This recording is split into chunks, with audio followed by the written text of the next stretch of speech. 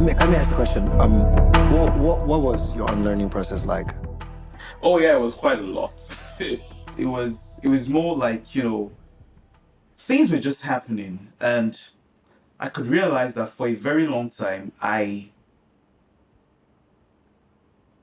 did not place so much importance on how other people felt.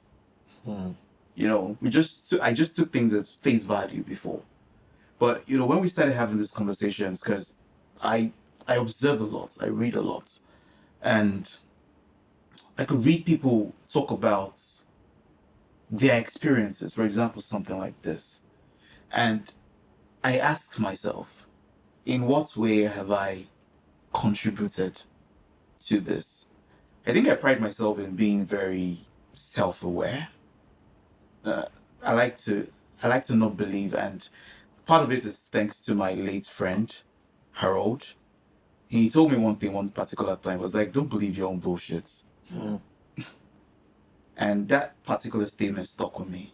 So, yes, I believe I can do all things. I believe I'm capable of everything. I believe in this and that. But at some point, you need to be realistic and not believe your own bullshit. So that made me self-aware to some extent. And so from time to time, I keep asking myself, how do I contribute to this? How am I helping in contributing to this? And if you look at my Twitter account from 4 or 5 years ago, it's different from what it is now. Because there were times when I would share stories, because I've always been a storyteller. There were times where I would share stories, and in sharing stories, I realized that I probably may have triggered a group of people, or triggered triggered women because of the way I shared that story. And before I share any story right now, I try to examine it. My management team hates me for that, because they're like, no, let's say it this way. I'm like, I'm not comfortable with it. I would rather say it this way. And it's not going to get you the views or, the impressions you're supposed to get. I'm like, I am not going to place another person's quote unquote feelings just beneath, because, I want to improve myself. So I don't think it was more of a moment. It was more of, moments just coming together. And I think Twitter in some ways helped, because with Twitter I could look at different people experience, even people you were not following. Yeah. Just come across your timeline and people talking about the experience as a woman, as someone who is transgender, someone who is how do you say this without someone who is transgender, someone who's gay, for instance, someone who's lesbian. Just listen. I just want to listen. I just want to listen to your experience. I'm not judging you. I just want to listen to your experience. I want to know what it's like being in your shoes. And from that, I know how to interact with you, because I'm of the opinion that people are first people. People are first persons before Everything else. every other thing. And once I see a person, I want to treat you first as a person. Yeah. How far? Sorry, if I'm like asking him questions. It's so like, please. yeah, I'm but enjoying it's it. so I'm really enjoying it, bro. Honestly. How far? I was like righteous patriarchy. I have an ex that I apologize to.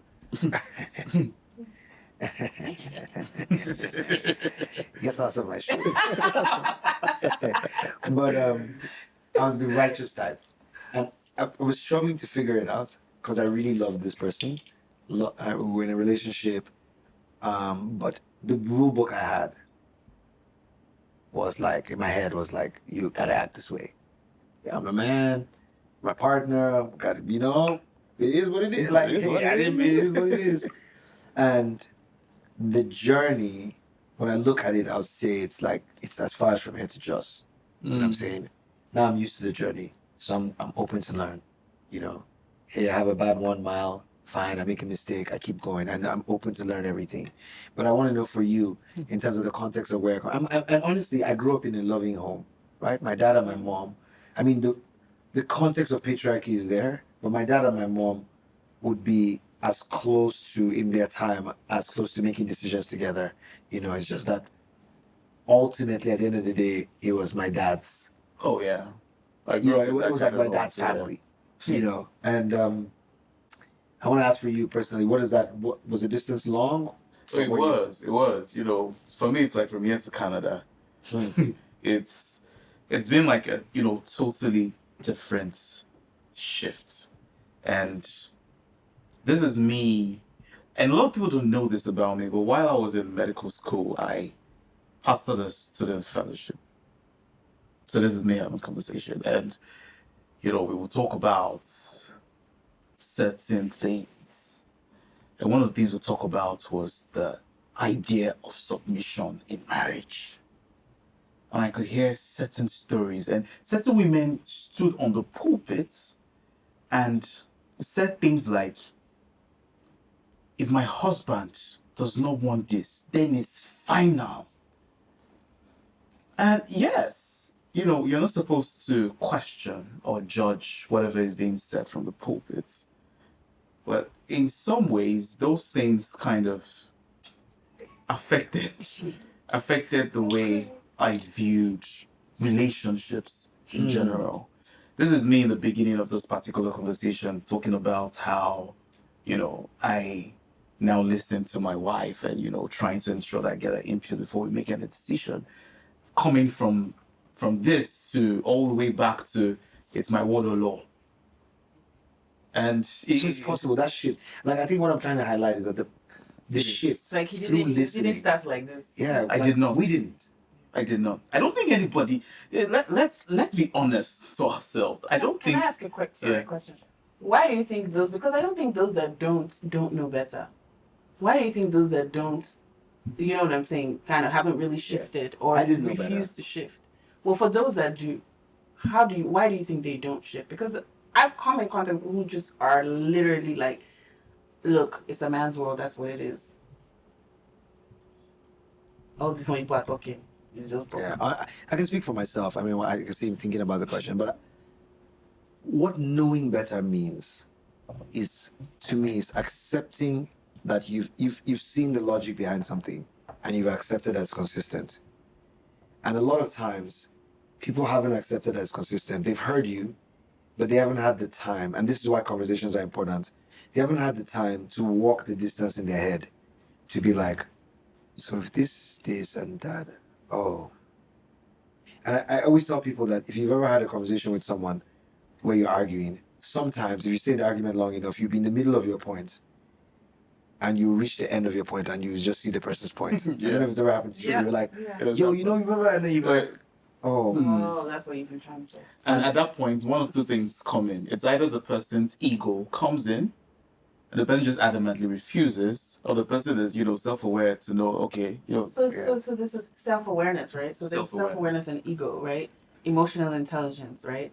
These are things that personally, like we talk about, like when we're, so for instance, the FR program, I'm not trying to plug them, but it is a good program, but it's a program that like focuses on like young students in college. And one of the key, pieces of it is preparing them for a 21st century, workplace. And one of the key things that, that's emphasized is emotional intelligence. And why? Because of things like this, right? Like being able to, shift your mindset about things. Because the truth is, I mean, like, why is a whole group of men in the Senate or, talking about, oh, you can marry me, a foreigner, and I'll become Nigerian, but I cannot marry. Well, how does I don't, like, how do you need to, what do you need to walk through to think, for that to, is that something so complex that they can't think through? Do you understand, based on the comment that you made? Yeah, like, I mean, so. Like how, and how did, I just don't understand how that landed in people's minds. Man, if it's not like, for me, like, if I feel like there's something, this is just my pure feelings, that there's something, I don't know if it's in general, but I can only speak for, I would say maybe our Nigerian people or whatever, but there's something inherently inborn within, I don't know, within us that we feel that, like, I don't know, maybe there's a threat, like women are a threat of some sort. That's kind of how it feels. And I'm just, for me, I wonder if there's, maybe you guys maybe have heard something in, your boys groups or whatever that might shed some light to help us understand. Because, I don't know how the mind can conceive such things if it's not like a genuine just blockage. You just don't even want to hear it. These people are just not. They're not even worth. You know what I'm saying? Being considered. Yeah. I just wonder if there's something that we're missing, because if we keep saying the same thing over and over again, you're saying it, and we all know that at the end of the day, this doesn't even make sense. Period. How come some It's people not. Is don't it even see it? beneficial for the country? For like how? Yeah, so I guess maybe I have to be careful here because I am honestly rooting for our society to become more rational in the conclusions that we draw on conversations. And everybody can sort of see the irrationality that they hate. But if you ask them to look at the thing that they're irrational about, they'll be like, no, that's the way it's always been. And that's the thing. That if, based on what you've seen as a child, you have a picture of what is possible and what's not possible on Earth. Do you understand? And your experiences have to take you past that for you to see a different world. But one of the flaws of the human being is that our cognition can be completely manipulated. Completely. As a child, you can be taught that black people are bad. And you can spend your whole life believing that black people are bad. It's part of the human. You can spend your whole life believing that women are inferior fundamentally. The essence of their necessity is to be in service to man, to masculinity, to maleness. That the essence of their the essence of their existence. So everybody. So there's not one person. Sorry, I'm just. And then communities coalesce around ideas. So the idea sits at the base of society and everyone believes it, and then they build cultures around it that support it, and all those children grow up and that's what they see. So for many people, you're asking them to imagine something that they can't imagine. I think... I get you. You're right. There's nothing that you're saying. It's not an excuse, and that's why this is the part I want to be careful about. I'm just trying to understand. For me, it's like, because the things that they're voting on or they're making decisions on that were not that changed. Do you understand what I'm saying? It's not. This is not the only issue that they've had to review. That, do you understand, wasn't this the case before? I don't know if you get my point. Right? Sure. So why this one? I'm also trying to, because you said something that kind of like struck a nerve somewhere. He said communities coalesce around ideas. Right. And humans are social beings. Yes. We thrive for community. Mm-hmm. And your community might be different from mine. Mine might be different from yours. But I'm in that community because I'm accepted by that community, because I believe what I believe. And me believing something else and being vocal about it, I risk being expelled from that community. And that's why some people stand by what they believe in. Not necessarily because they've not had certain, light bulb moments or certain moments where I don't think this is right. But certainly because, me having to do something else. What I'm hearing is peer pressure. Yes, it is. But it's more visceral than that. It's at a layer that we don't even see. It's why, like some humans tell you, I like to be alone, I like to be in crowds. Both of those statements are in relation to other human beings, even if we don't see it like that. The person that says, I like to be alone, is saying, I like to be by myself, away from other human beings. They're making a statement in relation to other society. Do you understand? And it's so visceral that we don't understand how important it is for us to belong to a community. It's our evolutionary superpower that we can come around. It is. And what made us more powerful was language, which is just about ideas. So the idea that this is the way the world should be ordered, right? For instance, right now you have a belief. And we're off the ranch now. We're talking about other things, which is I love, by the way. We have all this. This is about gender equality. Yeah, it is. But if you say that, for instance, like something like justice is better for humanity, it seems like it's a common thing, but it's just a belief. It's just a belief. It could be true, it could not be true. We'd have to look at it, but it's just a belief. Do you know what I'm saying? And until we test it and turn it into a fact, which is now not a belief, right? Where we can say justice is blah blah blah, right?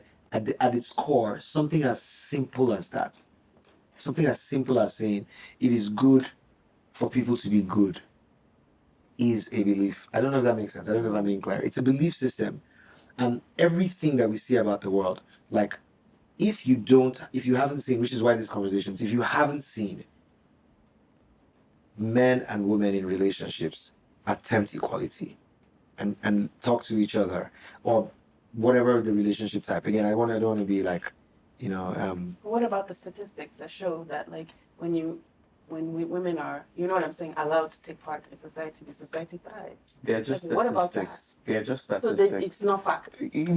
No, statistics are facts. Yeah, so I'm saying so. But there are someone said it. Someone said something, and it was like, if I were to choose saying a statistic and telling a story, I would rather tell a story because we as human beings don't connect to statistics.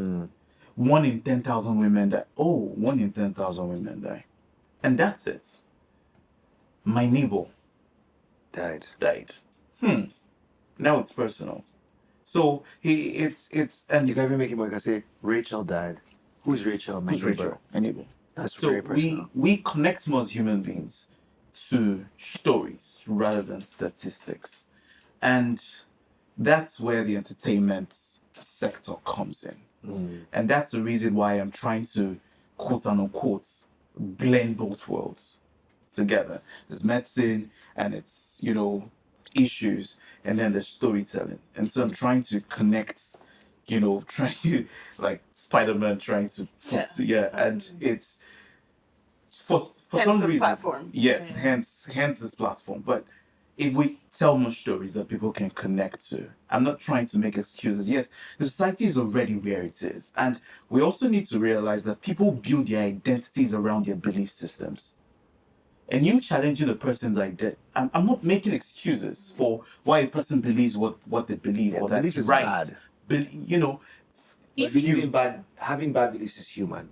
yes, I don't know if that makes sense. And The belief is bad, but all humans have wrong beliefs. And if I challenge a belief system, most people take it as an affront on their identities. So you're saying because I believe this, then it means I'm a bad person. Of course I'm going to fight you.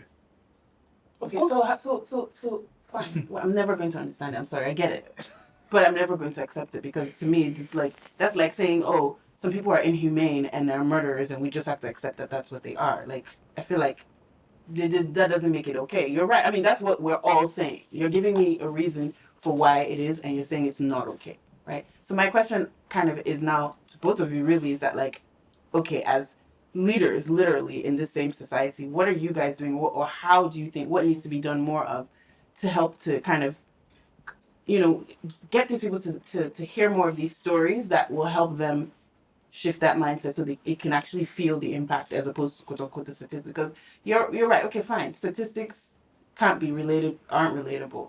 What are the kind of stories that need to be told for people like those people in power to be able to shift their mindsets? Because that's really what we're looking for, right? All this we can talk, but like if the society is if women are continuously oppressed and you know what I'm saying and not allowed to literally like be treated as humans, right? Like how is this society going to move forward? Yeah, so I got called by someone in power after the House ruled on women cannot give what's it called? Among all the other things. Yes, among all the other things. And we called me and it was like that, do I know that the Senate has actually put up those particular options up for voting again?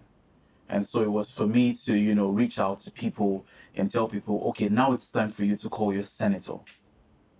So, yes, initially it looks like what we're doing is not working. It's looking like we're hitting a brick wall. But there are times when outrage works. Because it's glaring enough to see that, okay, all of us believe these things, why don't you? And yes, initially you might say it's just one of those things that happen. Oh, the women are making noise, and there's me speaking almost like the senators that rejected the bill, and it's like, oh no, these women are just making and that's so much actually my noise. point, that like because we are all making noise, what is the noise that you guys are making? Do you understand what I'm saying? To shift to, so that they know it's not just the women that are making noise. No, I think I don't want to speak for him, but he does it in his music. M.I is, without me, singing your praises. M.I is one of the most conscious musicians I listen to, and you feel you see him tackle societal issues through his music, and we all know that that's not the recipe to quote unquote blowing in Nigeria. Of course, if you want to blow, Fine, we enter social issues. Go and look at my Instagram page. Traction is low. Once I talk about Nigeria, people will say unfollow. What are we doing here? Yeah, so it takes people who are leaders, like you actually being a voice. And what I do is I speak out on these issues. I am looking forward to, for a long time, my focus has been on health. But I'm also coming to realize that, we cannot have health without people. Absolutely. And you need to now tackle the issues that affect the people. And aside from just, the skits here and there, I have done skits on, societal issues. I've done skits on abortion, for instance, contraception, and so, but it's more, for me, it's more of a journey rather than just switching from all of a sudden I'm just, societal issues, Of course. Yeah, so for me, it's a journey, and people take what I say seriously. I'm not going to ignore that fact. What would you like to see more of from people like M.I outside of their music? Outside of his music? Or like, do you understand? Like, what would you like to see? I wanted to also take a stab at that answer. Sorry. I would say that there are three things. Number one is to be the change. I think it's slower. People don't like it. It's not really scalable in the way that we want it to be, but it's the real change. Like, there's a difference between, I'll be honest with you, like chatting with someone that knows the talking points about equality and chatting with you, right? Because when you talk about your relationship, it's there. Everyone that's in the room will be able to tell. You know what I mean? And in other conversations, maybe Fifehan and I would have had with other people, you'll see they'll be like, they have the talking points, but when they start really talking, you hear the thing. I said, so be the thing. Like, strive towards the thing. Be somebody that values equality, values your partner's perspective, treats other people like human beings, intentionally speaks up. That's the second thing. Speak up. As a man in Nigerian society, you have privilege. And the privilege is generally around your voice. When you speak in society, you have something that every human being should have, which is that people stop and they pay attention. And most times, I just saw an ad the other day that was really beautiful when somebody was catcalling a woman, and there's a guy there, and he eventually spoke up, and I thought it was really powerful. Did you send that to me? Was it you that sent that to me, or it was an ad? Yeah, it's really beautiful. Speak up. The last thing I think is this idea about protecting the Nigerian child, and whatever they come at us, boy, girl, intersex, whatever that biological being that comes out, is that there's a value there that we have to protect, to empower that with education and the information and the right ideologies and the right hope, the right picture of the future. And if that picture of the future is that when you were born, you joined a country where you are valuable no matter what your body looks like. And here's education for you, and here are the opportunities for you to free yourself. And as you go along, if you want to pick a partner, hey, great, but here are the opportunities. You are as free to try to make a good life for yourself as any other child that was born in the country. It's an ideal. We may never get there in humanity, but I think those are the three things. And what that comes down to, intangible things, is we need to start looking at the conversation around education. We need to make sure we fix education. We need to go back to some of the things you're talking about, child mortality, and really take a hard look at it, right? Because that doesn't just show us what happens to women as they arrive there, But something about that process, whatever is broken there, will teach you about where we are in society and why that will happen going forward.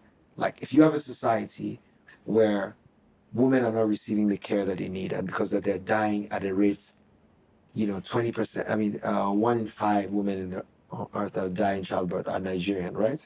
It also tells you about what's going to happen to the children that are going to be born that are going to be women. I don't know if that makes sense. It's like, even if the child survives and they're a woman, what happened to that woman tells you about your own future a little bit. And that intersection allows us to be able to say, if we can start to look there and fix it, we can do better. So to me, those 3 levers, like men need to be we need to be the thing. Don't talk about it anymore. Be the thing. Like, then speak up. When people are in rooms and they're talking about this, speak up, say something. Hey, bro, I think that's a very, and look, it's ostracized me from communities. Some communities where I've spoken up at people. But maybe the third thing is like, at a political, societal, organizational level, we need to start to be like, you know what? The country just needs to be better for all its citizens. Period. What a boy child thinks he should expect being born in Nigeria, it's only bad because it's only boys that had that feeling. That's how every child should feel. It's my country. It's my land. It's my property. It's my, So that wants us to wrap up. And I feel bad because I had the last word. Any last thoughts, guys? So adding to what you said, I think, constantly always challenging that bias, and not just in men, but also break the bias. Break the bias. And, I'll leave with 2 things. The first was, I tweeted something a few weeks ago, and I said, if men with the current power that they currently have had the ability to get pregnant and give birth to babies, a lot of the laws we have will change Significantly. for the Nigerian woman. That's one. Number 2 was a certain video I came across. I don't know if any of you have heard it. And it says a son was about to go for an interview, and his father drove him to the interview. And while they were sitting in the parking lot, he got a message from the CEO of the company. And the message read, "You got a son, go shine." And he was supposed to interview for that company. And the question was, who is the CEO? And they asked it to a lot of people. I'm sure right now you're thinking about the question. You got if a you've not. son. The CEO said, "You got it, son." So this boy and his father are sitting in the parking lot. I know the answer to the question, so you're the wrong person. But they're sitting in the parking lot, and then the son gets a surprise text. Right? His father's sitting right next to him, and the son says, "Hey, you got it, son." And so the question is, son was from the CEO of the company was about to. Did you guess who the CEO is? And it was like, who was the CEO? And they asked it to almost everybody, and everybody kept saying, he has a second father. He was adopted. And they asked it to women. And women was like, I'm so confused. 2 fathers? No. And the answer was simple. The CEO was his mother. Okay. And I actually didn't, to be honest, I didn't even hear the question properly. I didn't hear it. Yes, we did. No, I figured it was a woman, but I was just like, I don't understand the question. So even again, it's what's the bank that tried to do it? Just in the. I think a lot of companies have tried to use the same. Oh man, this I don't understand. The mother sent a text. No, the story, it's about the inherent bias we have. Right. Right. So the way I heard it. Sorry, the way I heard it is like, father and the son are driving. They have an accident. The father survives. They tracks the son to the hospital. Says, "This is my son." They take him into this thing. You get there. The surgeon says, "I can't operate. This is my son." And the question is, who's the surgeon? Oh. And because there's so much father, and this person, people will automatically say, they'll assume it's a man. And it just points to the fact that if you heard the word CEO or surgeon or those things, you associate it with a man. Man. So, yeah.